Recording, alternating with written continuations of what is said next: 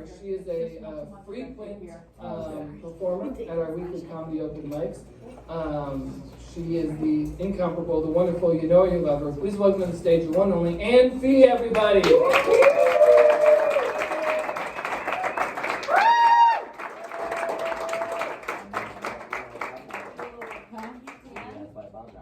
All right, I am so excited to announce that I've written a Christmas song.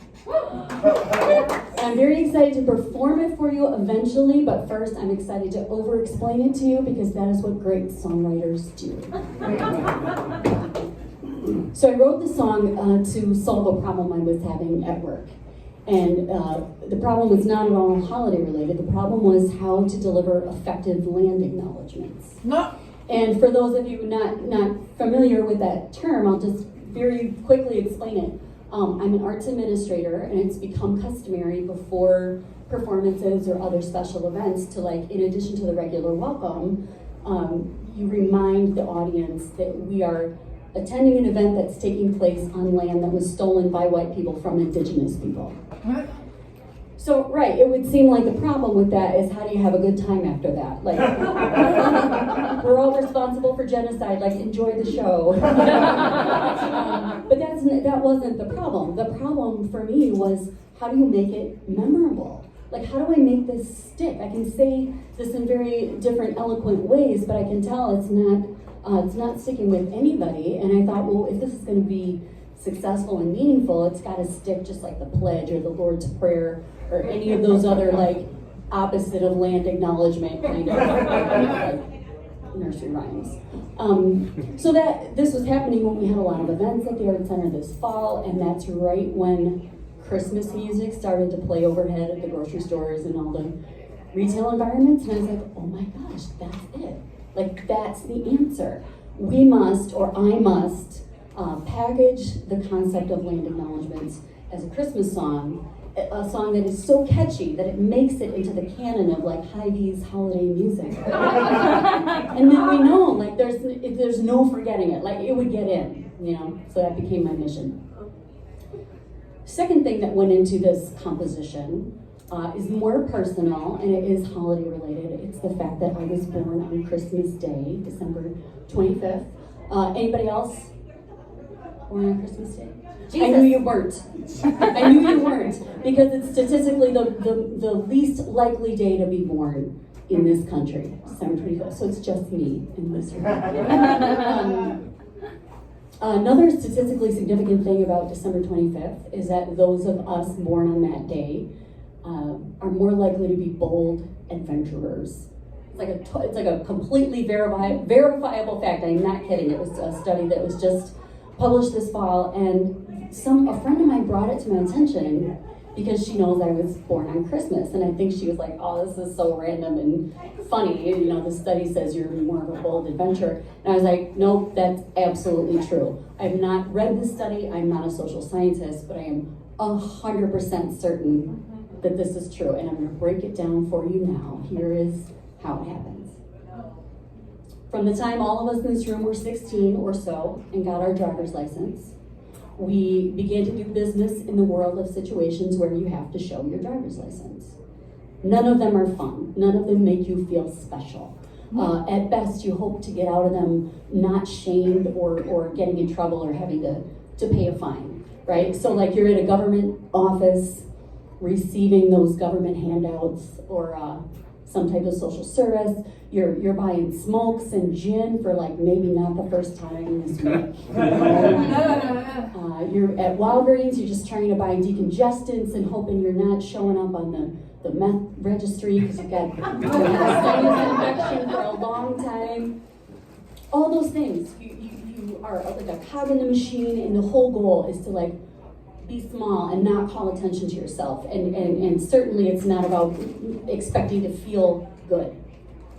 That's been your experience. My experience in all those interactions, like 99% of the time, I get to the front of the line, I pull out my license, and the person on the other side of the counter, like, transforms. It's like they begin to twinkle. And they take down their reading glasses and they look at my license and they go, "You're a Christmas baby." Everybody else in line behind me is just like sinks a little lower.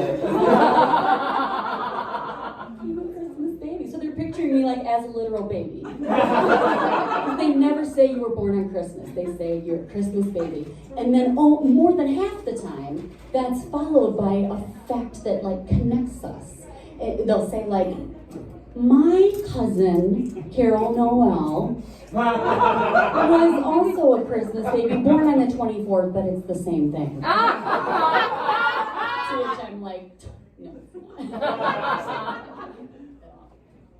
So that's the other element that went into my composition of this song. My absolutely unfounded, brimming levels of confidence because of that treatment that I've gotten in those mundane situations for, like, if you think about it, it's a couple times a month for like 40 years. It's a lot of me feeling a lot more special than you. That's like, I'm the literal original definition of someone who feels like they are a special snowflake. So as such, I have no problem taking that sacred Christmas narrative and disrupting it and co-opting it as my own. And that is what I have done. And we are now at the point where I will perform the songs for you. I'm so excited. It's called "Christmas is for Spiders." And if you were here a couple weeks ago, you might have heard me perform an early prototype version of the song. And it's the same concept, but this is so much better because I have production values tonight. I've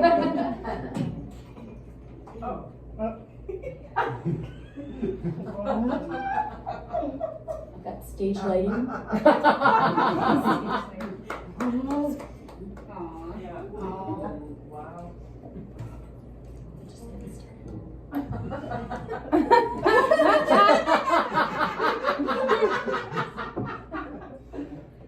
Laying around. I have the iconic Christmas spider apparel, attire, which I will now don for you gaily.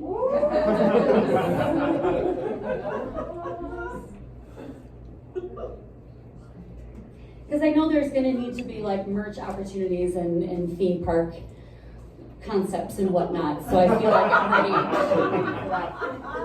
And then finally, I have hand percussion, but I'm not going to ask for volunteers. It's not going to be that random. I'm going to cast the hand percussion parts in a way that underscores my superiority relative to birthdays. So, does anyone have a birthday like December 26th to like end of January? Like in the shadow of mine. That's you? Okay. Anybody else? 23rd. Easter? Oh, that's bad enough. I'm gonna assign these two. What about December 23rd? Oh, so bad. So you're post Christmas? 23rd. Merry Christmas. January 10th.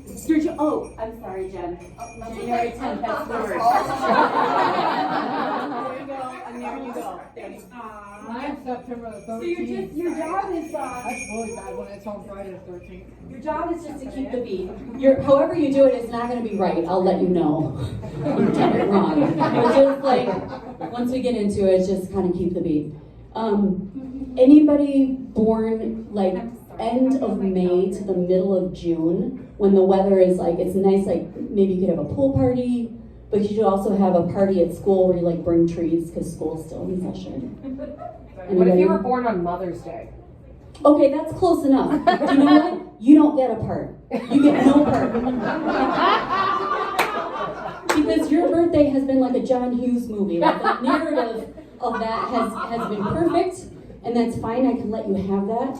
But I don't think we need to bastardize my birthday to prop that up. I support What about September the 13th? That's like school has started, everybody's in a good mood. That's not problematic. What about 4th of Enough. July? What about leap year? Or August?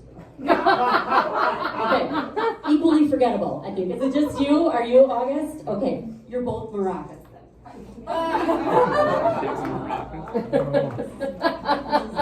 This is funny. All right, so post-Christmas, I want you to play with kind of like, you're phoning it in, but you're also resentful. Like, do you know what I mean? So I want to hear, like, you don't have to be high volume or high energy, but I do want to hear the resentment.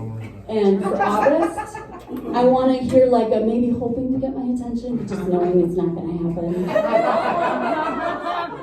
So resignation, due diligence with resignation. Okay, and I'm not going to give you any more guidance than that. You're going to need to watch me for a couple little slowdowns, but other than that, like I said, you won't do it right, and I will let you know that. So just do what you feel. This is water that I packed because I'm a professional and I knew I needed it this moment. All right. And with that, I think we're ready to perform Christmas is for Spiders. And if we can get my hand percussion on like the 1 and 3, like.